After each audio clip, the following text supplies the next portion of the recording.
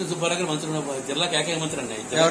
బత్తి సుబ్బారావు గారు మన జిల్లాకి ఈస్ట్ వెస్ట్ జిల్లాలో ఒకే మంత్రి చూడు ఆయన బత్తి సుబ్బారావు గారు.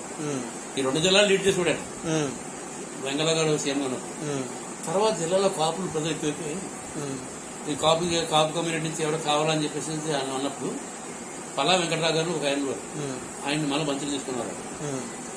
అప్పుడు దాకా ప్రతి ఓపెనింగ్ కూడా బత్తి సుబ్బారావు చేసేవారు.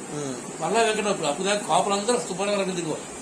సుబ్బారావు గారిని ఎత్తేసేవారు, భయంకరంగా ఎత్తేసేవారు కాపులందరూ. ఎప్పుడైతే పల్లా వెంకటరావు మంత్రి అయ్యాడో సుబ్బారావు గారు వదిలేసారు కాపులందరూ. ఓన్లీ మన వాళ్ళు వెళ్ళేవారు. కొంతమంది లిమిటెడ్ కాపులు మన నాయకులు వెళ్ళేవారు.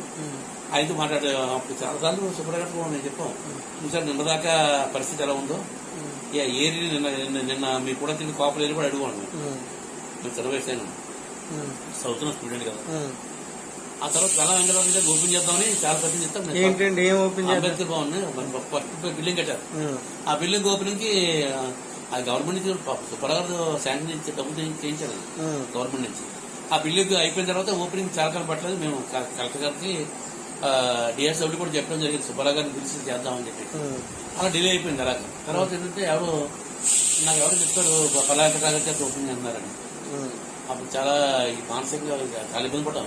Ambedkar Bhavan social welfare art building ఏంటి, కాలేజ్ బిల్డింగ్ ఆర్ట్ ఏంటి, పల్లా వెంకటరావు ఓపెన్ చేయడం చెప్పి మా కలెక్టర్ గారితో మాట్లాడి డిఎస్డబ్ల్యూ మాట్లాడి అప్పుడు సుబ్బారావు గారితో డేట్ పెట్టి చేసి ఆ రోజు ఓపెన్ చేయడం జరిగింది.